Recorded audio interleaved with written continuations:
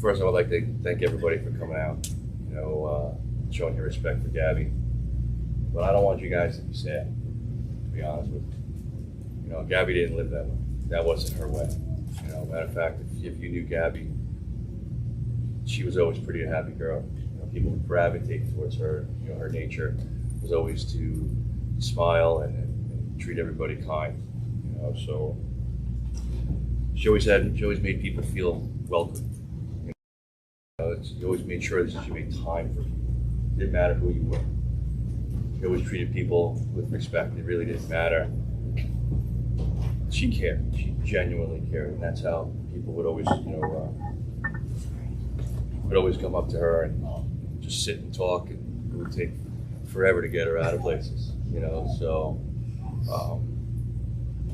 it really is wild to see, you know, what has happened here. You know, Gabby, growing up, I mean, she always had those blue eyes, right? Those ridiculous blue eyes, and you couldn't keep her in trouble. Like, you would ground her, and she'd start crying, and I fold. When I see a lady cry, I fold. If a guy cries, I don't care.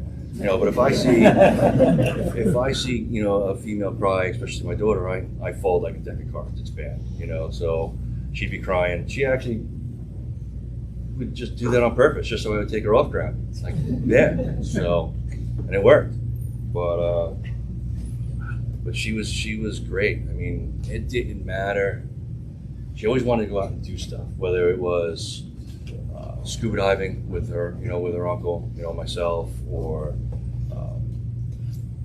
hiking the Appalachian Trail, if surfing sand dunes in Colorado, which, by the way, I'm letting you all know I'm jealous of. You will see me do that. I'm going to fall a lot, but I'm going to try, because she had some wild experiences that, you know, that I could only wish that you know, I could experience. It's just wild, the stuff that she was doing, you know, and to see that type of joy that brought her, and the stones it took to do that at such a young age. Now, that's something I want you to take a look at these pictures, and I want you to be inspired by Gabby. That's what we're looking for. That's something that I want to see. If there's a trip that you guys want to take it now. Do it now while you got the time. If there's a relationship that you're in that might not be the best thing for you, leave it now. We've got more emails of men and women doing that, taking care of themselves first. And watching that happen and seeing that type of inspiration.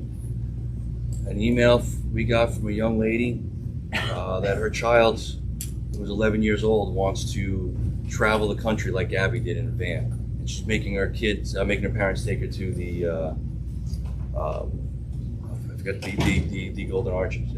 Arches National. Arches, there it is. And so it's just wild stuff that she's inspired people to do. You know,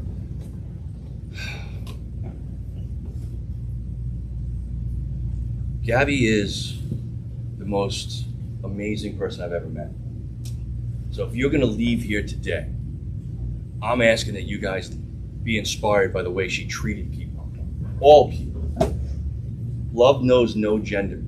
Love knows no bounds. She didn't care. She genuinely loved people. It didn't matter. So when you leave here today, be inspired by what she brought to the table. Because the entire planet knows this woman's name now. And she's inspired a lot of women and a lot of men to do what's best for them first. Put yourself first. And do it now while you have the time. I couldn't be more proud as a father. So, Jim. Best, and just to be clear, Gabby had 4 parents. They weren't step-parents. She had 4 parents that genuinely loved her as if she was her own. And this man is one.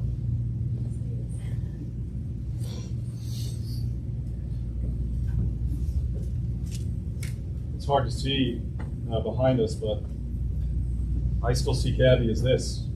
The world sees this, but like Joe said, this is what I see. This is when I got to be blessed to know Gabby. you all got to see our extended family, the Firehouse family, come through here. And that's what we do. We do funerals, unfortunately, and we're good at it. I've done them throughout my career. I've written eulogies. I've planned these funerals. And not one of them could ever have planned or prepared me for this moment. My grandmother told me this. She's going to be 100 next month when we buried my mom earlier this year. Parents aren't supposed to bury their children. This is not how life is supposed to work. But it is an unfortunate reality. I spent a good portion of my life working and trying to earn money to provide for our family and our kids to give them the best life.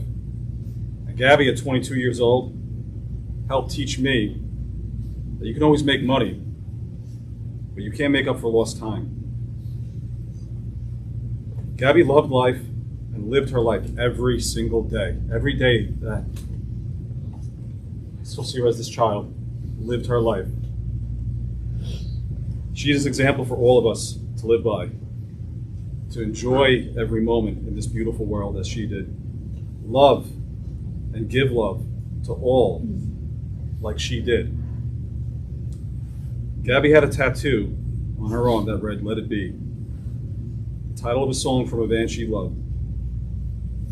The beautiful thing about music is it can mean so many different things to so many different people. There's a verse from that song that speaks to me.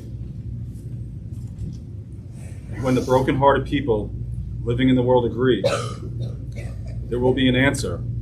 Let it be. It's okay to mourn for Gabby. It's okay to feel sorrow and pain. But we want to celebrate her and how she lived her life. We need to hold on to all those wonderful memories we shared with her, because that will be the answer. Let it be. Right. Let it be.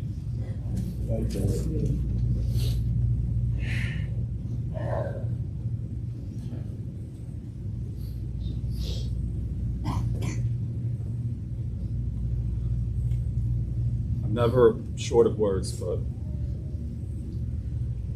I've been up for days, weeks now with this, and the love and support from everybody, from all across the world, is absolutely amazing.